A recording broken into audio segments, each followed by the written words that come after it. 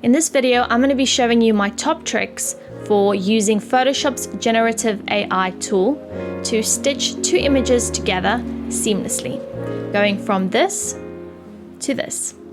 So let's get started. I'm going to be using these two images of a forest and two silhouettes. I'm going to add them both on the same canvas. And I'm going to show you some tricks to stitch them together so they look great as one image. First trick for stitching these two images together using Photoshop. So let's go to Image, Adjustments, and let's look for Match Color. Then under Source, we're going to select the file that we're currently working on. Under Layer, I'm selecting Layer 0, which is my first image on the left. And we're going to be matching the second image to the first image's colors. As you can see, this has been done. And now we can adjust some of these settings to make sure that it looks perfect. So I'm going to slightly adjust the luminance, the color intensity, and the fade, because I think the image looks a bit too dark. Okay, now once I'm happy with that, I'm going to use the rectangular marquee tool, and I'm going to select in between these two layers. This is the part I'm going to generate.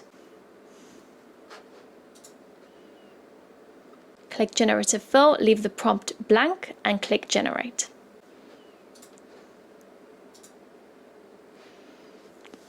Let's see what it comes up with. Okay, that's already quite good.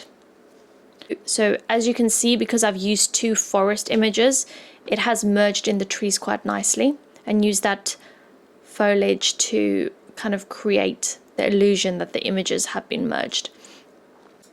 Out of those three generations, I like 1 and 3 best. But for experimental purposes, I'm going to use a second technique to generate to see if it makes any difference. Instead of using the rectangular marquee tool, I'm going to use the lasso tool this time. And I'm going to select the same space as I did last time, but I'm going to use a sort of zigzag shape to see if it makes any difference or if the generation is any better.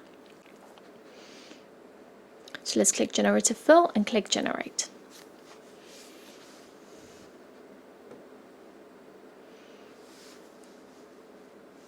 Okay, kind of similar.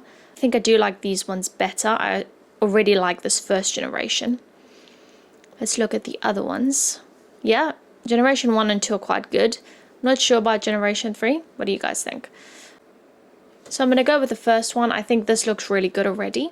And I want to show you the before and after. It's really that easy. It basically takes a few minutes. You can merge any images together with this Generative AI tool, but I would suggest if you want a better generation or one that takes less generations to create, I would aim to choose images that have similar backgrounds or similar styles. For example, I chose two images that had a forest in them.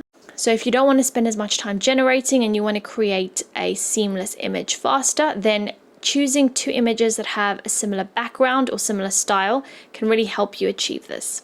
So that's another really good trick that I love to use, and that usually works for me. Let's look at the before and after. That's the before, the after. Quite a big difference. I could probably tweak the images a bit more, but I'm pretty happy with that. So that's the end of the video. If you guys enjoyed this video and you want to hear more about Photoshop generative fill tricks and tips, then please hit the subscribe button, and I'll see you guys next time. Bye!